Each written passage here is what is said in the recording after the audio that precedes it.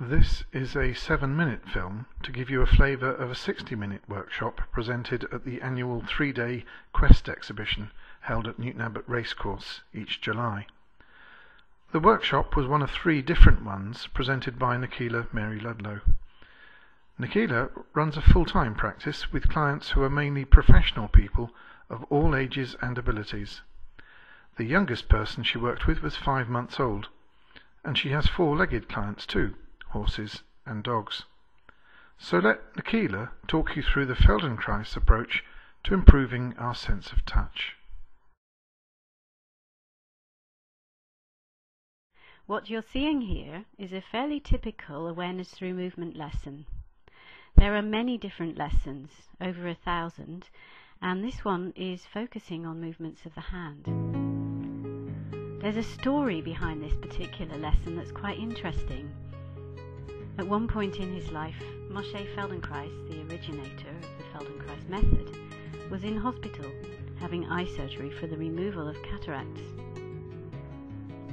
He was attended to daily by one of a team of doctors, and he soon noticed that there was a big difference between being seen by the senior physician or if it was one of his junior doctors. It was in the way that the senior physician handled him. So Moshe came up with the idea of offering to teach all the junior doctors an awareness through movement lesson to improve the way they touched their patients, and this was the result. It's a lesson which benefits anyone in the helping professions who use touch in their work with people, and one of a number that are helpful in healing repetitive strain injuries. I chose it for this particular event as it was a natural health show attended by many health practitioners. Most of these lessons are done lying down, the reason being that one minimises the effect of gravity like this, which is important when the focus is on sensing or feeling, rather than exercising, turning or strengthening, which it is in awareness through movement. The name itself gives certain clues as well. I am guiding a class through a sequence of movements. They are using their attention, their awareness, to notice how it feels to carry out the suggested movements with their hands and fingers, and in so doing, we'll learn which fingers in this case move easier, which ways, and so forth.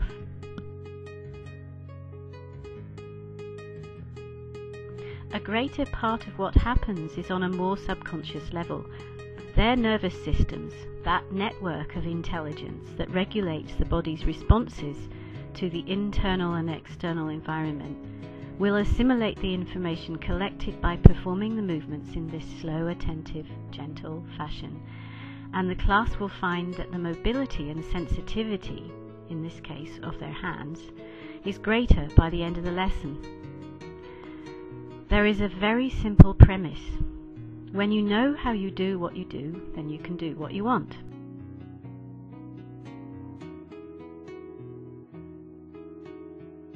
People will probably notice other improvements also, such as a greater sense of well-being, easier breathing and more relaxation.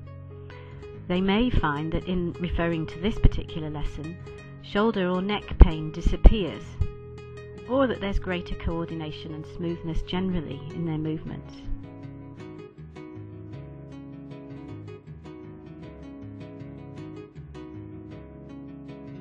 Over the years since my discovery of the Feldenkrais Method, I've come to realize that its principles, which originate in the martial arts and in Western science, are really good guidelines for everyday living.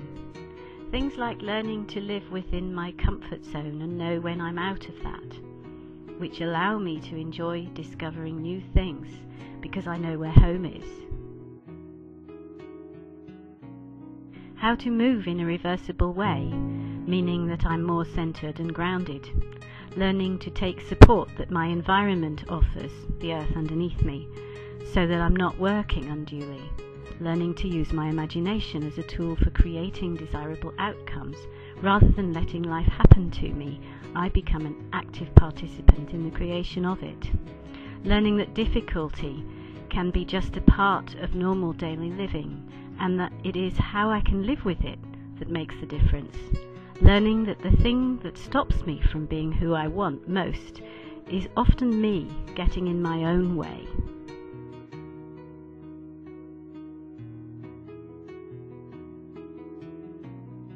I grew up on the back of a horse, or more precisely, many different horses, and then later I became a sailor, a professional ocean-going sailor to be more precise. I also had a rather sheltered upbringing which, once my adventurous character was let loose on the world, having finished full-time education, was not a supportive combination for an easy life. The Feldenkrais Method has become a wonderful means through which to grow into myself and my aspirations. And I've made it my work because I really want to give as many other people as I can the chance to get as much or even more than I have.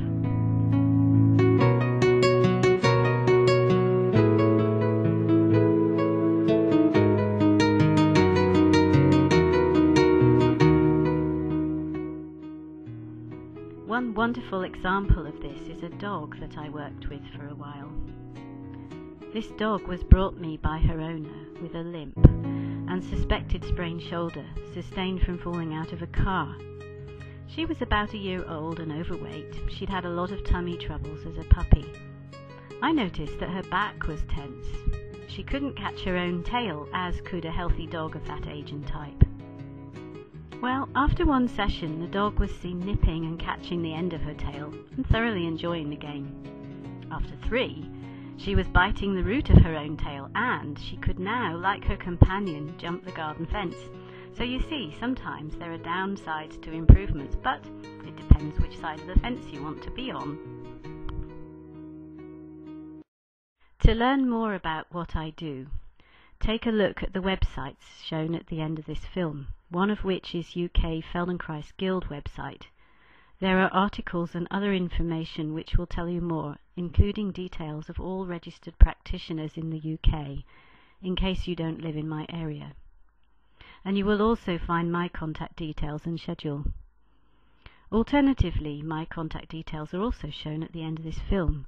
I run a weekly awareness through movement classes and regular Saturday workshops. I also give private individual sessions by appointment.